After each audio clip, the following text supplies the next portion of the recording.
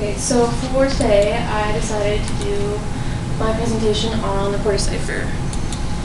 So the Porter cipher is actually very interesting history. It was invented by Giovanni Battista della Porta, and he actually chose to invent this because some of his friends were in prison way back in the den, and he actually used it to write on eggs for their shells because they're semi-permeable.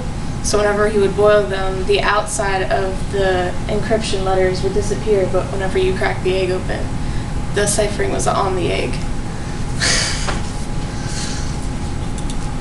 So for all the details for this, it's almost identical to the Vigenère cipher, like very identical.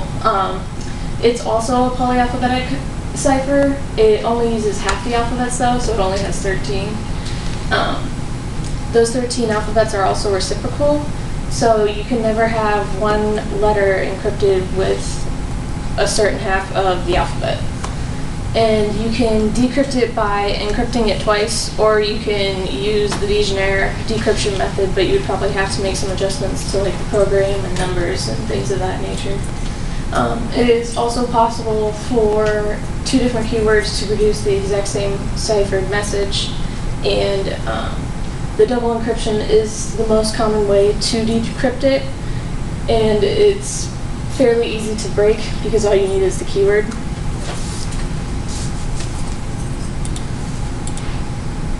So I'm going to do an example for this quote. We take our quote and we get rid of the spaces and all of the grammar stuff.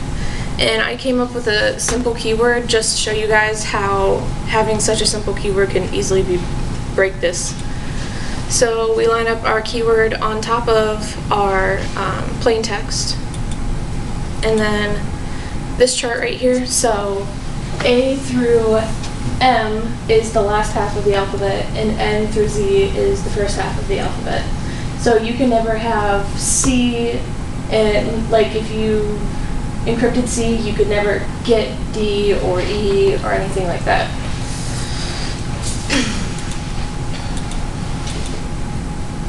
So on this left-hand side is your keyword alphabet, and then up top is your plain text alphabet.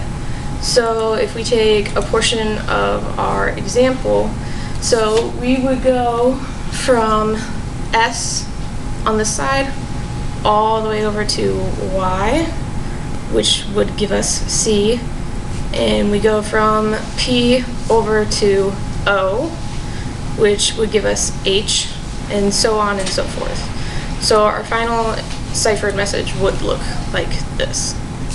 In the decryption method, for the double encryption, you would just take your keyword, so S, and go over to C, and we get Y, go from P over to H, and we get O, and so on like that.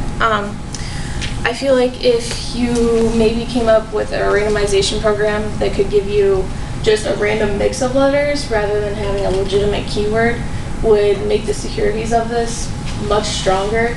But just the way that it is now, it is very easy to break. And considering this chart is the most common chart, all the person needs is just to get a hold of your keyword.